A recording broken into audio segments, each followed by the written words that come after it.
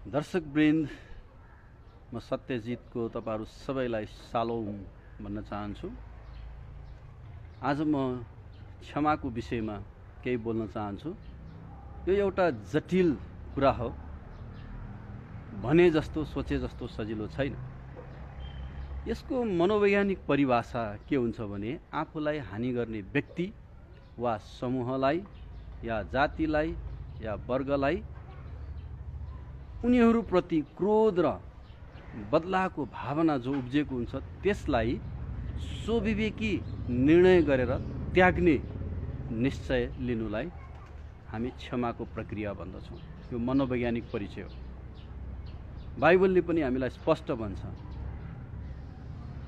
कि परमेश्वरको वचनमा लेखेको छ, जसरी मैले तिमीहरूलाई क्षमा गरेँ अर्थात् परमेश्वरले क्षमा गर्नुभयो त्यसरी नै तिमीहरूले पनि एक दुसरालाई क्षमा गर।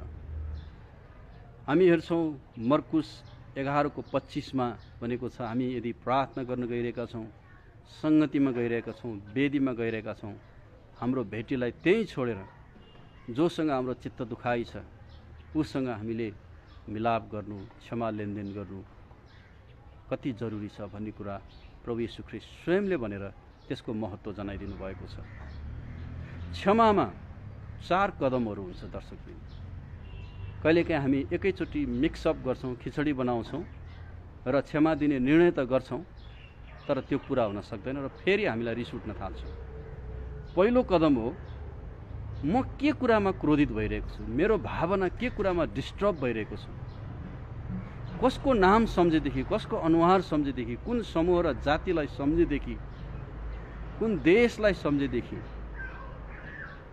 मलाई रिस उठ्छ, मेरो मनमा क्रोध जाग्छ, नकारात्मक भावना जाग्छ, त्यो कुराहरूको लिस्ट बनाउनुहोस्, दैनिक बनाउनुहोस्।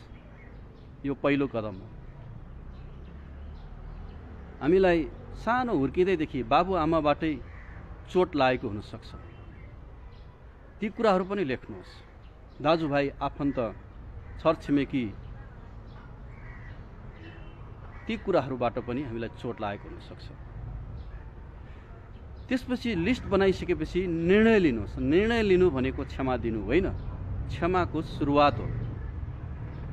म यी व्यक्तिहरूलाई चरणबद्ध तरिकाले क्षमा दिन्छु।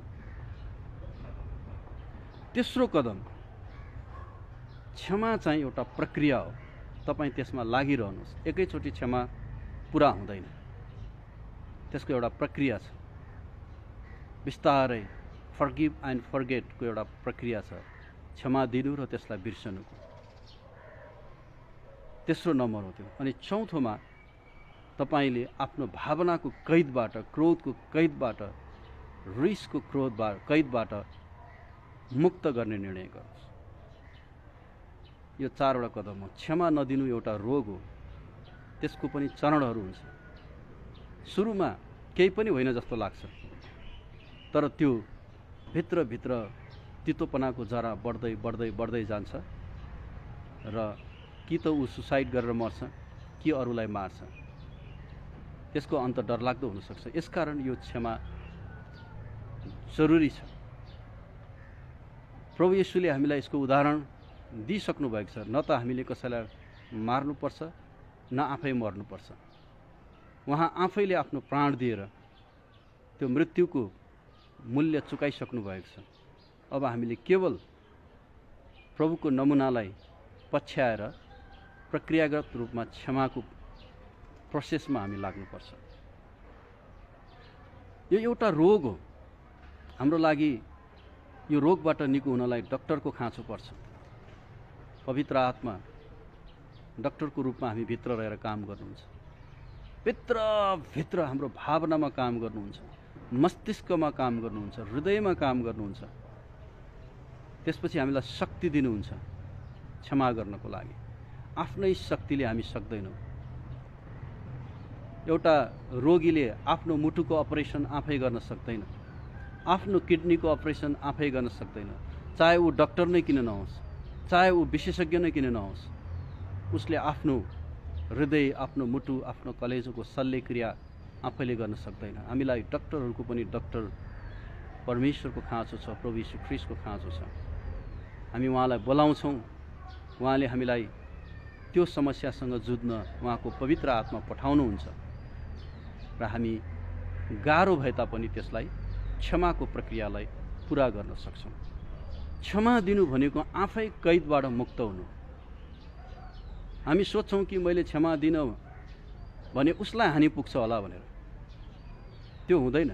उनीहरूको जीवनमा के आइपर्छ त्यो हाम्रो नियन्त्रणमा हुँदैन, तर हाम्रो जीवनमा के आइपर्छ त्यो हाम्रो सोचमा भर पर्छ।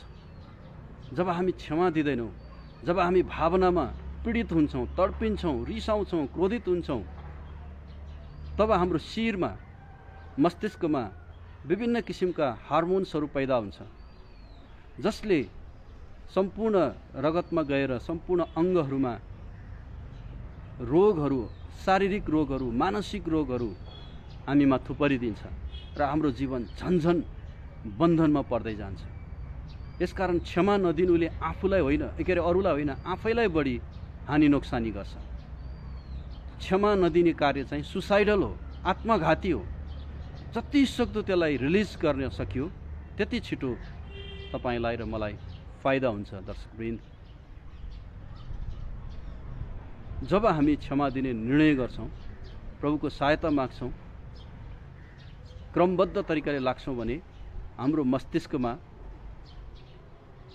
सकारात्मक हार्मोन्सहरू उत्पादन हुन्छ, एन्डोर्फिन हार्मोन उत्पादन हुन्छ, सेरोटोनिन र मेलाटोनिन हार्मोन्स उत्पादन हुन्छ, जसले हामीलाई क्रोधित हुनबाट रोक्छ, जसले हामीलाई मनमा आनन्द दिन्छ, जसले हामीलाई भावनात्मक रूपमा पीडा कम गराउँछ। त्यस्ता दुःखका कुराहरू केही पनि होइन, ती व्यक्तिहरूलाई सम्झेर हामीलाई रिस नउठ्ने बनाइदिन्छ र जहिले पनि हाम्रो हृदयले भन्नुपर्छ कि म क्षमा दिन्छु, क्षमा दिन्छु, क्षमा दिन्छु। त्यो हृदयको आवाजलाई, मनको आवाजलाई न्युरोकेमिकल्सहरूले बोकेर लैजान्छ हाम्रो मस्तिष्कमा। त्यसपछि हामी क्षमा दिने योग्यका हुन्छौँ, सक्ने र सामर्थ्य हामी बन्छौँ।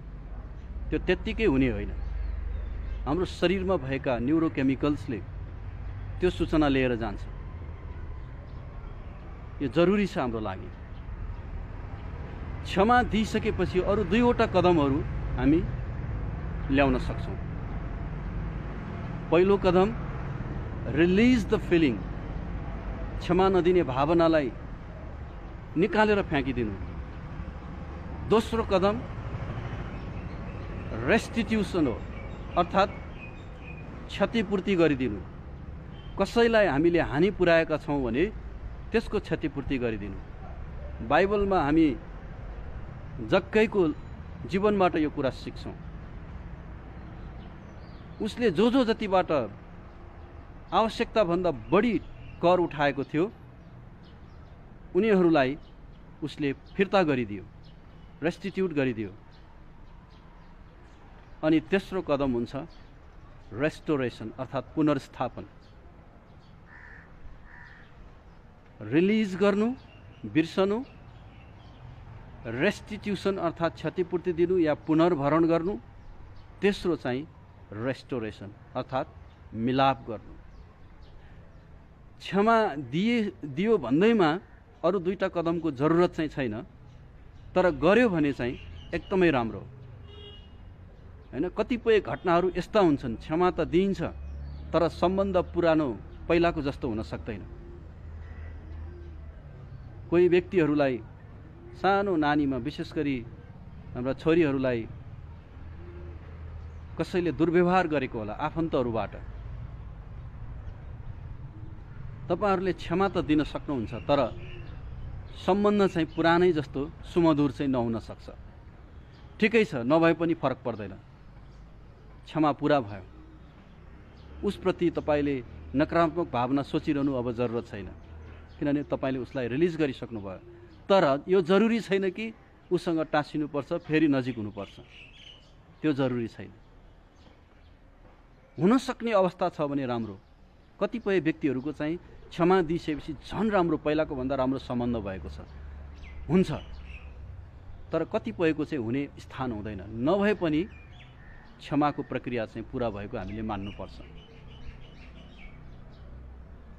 ख्रीष्ट येशूले यो तीनवटै कुरा हाम्रो लागि गरिदिनु भएको छ। रिलिज गरिदिनु भएको छ, रेस्टिट्युट गरिदिनु भएको छ र रेस्टोर पनि गरिदिनु भएको छ। रोमीको पुस्तकमा हामी त्यही पाउँछौँ। हामी पापी छँदै उहाँ हाम्रो लागि मर्नुभयो र हाम्रो पापको मूल्य उहाँले चुकाउनु भयो। अब हामीले तिर्नु परेन। रेस्टिट्युट पनि भयो, पुनर्भरण पनि भयो, पुनर्मिलाप पनि भयो परमेश्वरसँग। हामीले जो पापको मूल्य परमेश्वरलाई तिर्नु पर्थ्यो अब हामीले तिर्नु परेन र उहाँसँग सम्बन्ध पहिलाको भन्दा घनिष्ठ भयो। तर मानिस टु मानिस, मानिसदेखि मानिसको सम्बन्धमा चाहिँ यो तीनवटै प्रक्रिया पुरा नहुन सक्छ। सबै अवस्थामा नहुन सक्छ, धेरै अवस्थामा हुन्छ पनि। अनि त्यसैले प्रियहरू, यो प्रक्रियागत कुरा हो। क्षमा दिन्छु भन्ने बित्तिकै हुँदैन। बिस्तारै हामीले क्षमा दिने जानुपर्छ र आफैलाई यो नकारात्मक भावना र क्रोधको कैदबाट हामीले मुक्त गर्नुपर्छ र हामी स्वस्थ हुन्छौँ, मानसिक तवरले, शारीरिक तवरले पनि। दर्शकवृन्द, कस्तो लाग्यो तपाईँलाई यो प्रवचन? यसको प्रतिक्रिया दिनुहोला। मेरो ब्याकग्राउन्डमा फलेको काँक्रोको पनि प्रतिक्रिया दिनुहोला। सबैलाई जय मसीह। सालो